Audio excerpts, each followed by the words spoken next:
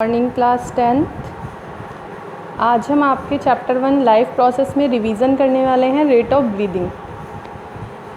जो average breathing rate है एक एडल्ट मैन में रेस्ट कंडीशन पर वो है 15 to 18 टाइम्स पर मिनट। अगर रैपिड ब्रीदिंग होती है यानी आप बहुत तेज़ सांस लेते हैं तो उसमें जो ऑक्सीजन है बॉडी में वो बॉडी सेल्स तक बहुत ज़्यादा पहुंचती है और इस बहुत ज़्यादा एनर्जी को प्रोड्यूस करने के लिए आपको बहुत ज़्यादा ऑक्सीजन रिक्वायर्ड होती है। जब आप कोई भी फिज़िकल एक्सरसाइज कर रहे होते हैं आपने देखा होगा कि उस दौरान हमारा सांस भी फूलता है। Next topic is transport. Transport का मतलब है चीज़ों को कैरी करना, एक प्लेस से दूसरे प्लेस तक लेकर जाना।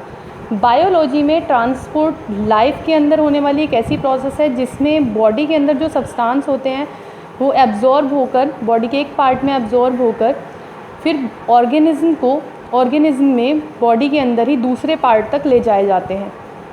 Transport in animals and plants के अंदर जो ट्रांसपोर्ट होना है वो दो तरह का ट्रांसपोर्ट सिस्टम है। First is xylem. जाइलम में क्या होता है, जाइलम का काम है वाटर और मिनरल को कैरी करना। फ्लोएम का काम है फूड मटेरियल्स को कैरी करना। Transport of water and minerals, leaves में जो वाटर होता है वो यूज़ होना स्टार्ट हो जाता है जब लीफ फोटोसिंथेसिस के थ्रू अपना फूड बनाती है। यही वाटर और मिनरल जो होते हैं वो डिज़ोल्व होकर मूव करते हैं रूट से लेकर प्लांट की लीफ तक। किससे? दो तरह के एलिमेंट्स के थ्रू, जाइलम टिश्यू जिन्हें हम कहते हैं जाइलम वेसल और जाइलम ट्रैकिड्स। अब जाइलम वेसल्स क्या हैं? जाइलम वेसल एक नॉन लिविंग लॉन्ग ट्यूब है जो रन करती हैं एक ड्रेन पाइप की तरह पूरे प्लांट के अंदर। जाइलम वेसल एक होलो डेड सेल्स की बनी होती हैं जो एक सिरे से दूसरे सिरे पर जुड़ी हुई होती हैं और जो एंड वॉल्स होती हैं इन सेल्स की वो टूट जाती हैं तो एक लॉन्ग और ओपन ट्यूब का फॉर्मेशन होता है। जाइलम वेसल प्लांट की रूट से लेकर राइट साइड पर रन करती है स्टेम तक और स्टेम से फिर लीफ तक।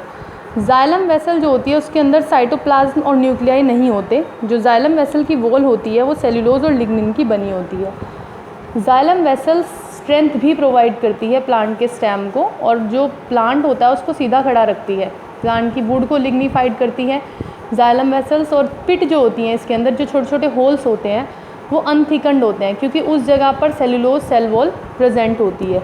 अब अगर आप इसे देखें तो यहाँ पर ये जो गैप है ये एंड वॉल्स का गैप है जो बीच में से टूटा हुआ है। ये पिट्स हैं, थिन एरिया हैं सेल वॉल के और ये थिक एरिया हैं।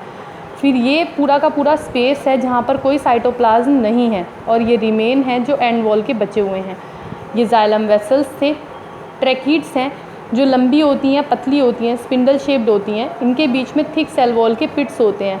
ये भी डेड सेल्स की बनी हैं जिसमें लिग्निफाइड वॉल्स मिलेंगी बट इनके अंदर कोई ओपन एंड्स नहीं होंगे। ये इलोंगेटेड सेल्स हैं जिनके टैपरिंग एंड होते हैं।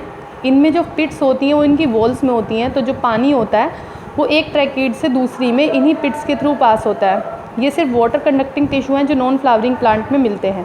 ये है ट्रैकिड, टैपरिंग एंड है इसके और ये पिट्स हैं जो इसके बीच में प्रेजेंट हैं। ये ट्रैकिड्स का स्ट्रक्चर है। तो आज हमने देखा किस तरह से ट्रांसपोर्ट होता है प्लांट में। कल हम इसकी मैकेनिज्म को समझेंगे। Thank you.